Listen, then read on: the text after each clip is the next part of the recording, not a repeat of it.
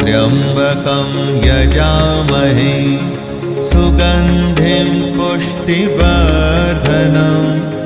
उर्वारुकमिव बन्धनान् मृत्योर्मुक्षीयमामृतात्। ॐ जपाकुसुम संकाशं काश्यपेयं महाद्युतिं तमोरिं सर्वपापघ्नं प्रणतोऽस्मि दिवाकरम्।